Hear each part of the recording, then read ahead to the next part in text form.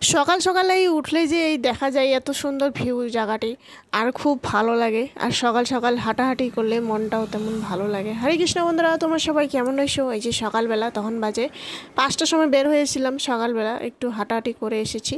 খুব ভালো লাগে, কেননা সকালবেলা হাঁটাহাঁটি করে সারাদিন আর সময় পাই না। এই যে রান্না বান্না খাওয়া দাওয়া সারাদিন এগুলো করতে দিন যায়, তো আর সময় হয় না। একবারে সন্ধ্যাবেলা তো আর কোনখানে ঘোরাঘুরি হয়। তো এই যে তো সকালের পূজার কাম শেষ করে পেঁপে সিদ্ধ দিয়ে সকালের খাওয়া খেয়ে নিয়েছিলাম। তারপরে যে দুপুরে রান্না বান্না কলার থর নিয়ে এনেছিলাম, কলার থর সুন্দর ভালো ছিল। তারপরে এই যে ফুলগুলো সুন্দর করে বাছাবাছি করে এই যে গরম জলে হলুদ লবণ দিয়ে ভাপিয়ে তারপর আমরা এখানে একটু সেদ্ধ করে নিলাম, জলটি ফেলাই দিয়ে তারপর পরিষ্কার করে উঠে রেখে দিলাম।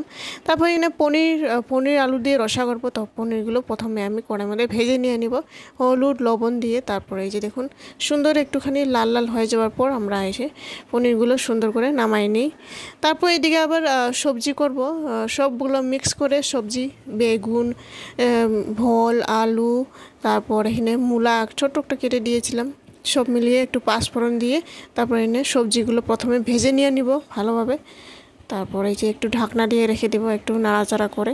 একটু পরে তারপর কলার থরগুলো এই যে জুনটা আমরা সেদ্ধ করে রেখে দিয়েছিলাম হলুদ লবণ দিয়ে, তারপরে এই যে উপর দিয়ে দিই। তো মজার গন্ধটাও করে নাকি এই সবজিটি। তো চৈতন্য মহাপ্রভুর এটা ফেভারিট সবজি, তার ভগবান চৈতন্য মহাপ্রভুর।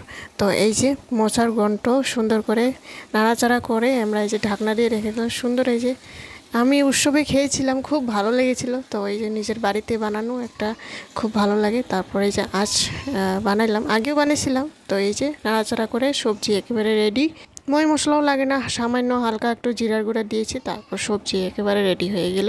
তারপর এদিকে আবার পনির আলু দিয়ে রসা করব। তো আলু দিয়ে আলুগুলো সুন্দর করে এখানে টমেটো দিয়ে আমি সে একটু জিরার বাটা করেছিলাম, জিরার বাটা সুন্দর করে ভাজাভাজি করে একটু পোস্ত বেটে দিয়েছিলাম।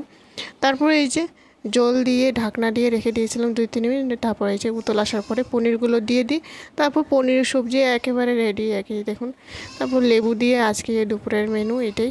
তো বন্ধুরা, ভিডিওটি কেমন হয়েছে অবশ্যই একটা লাইক কমেন্ট শেয়ার সাবস্ক্রাইব করে জানাবেন। আশা করি নেক্সট ভিডিও দেখা হবো।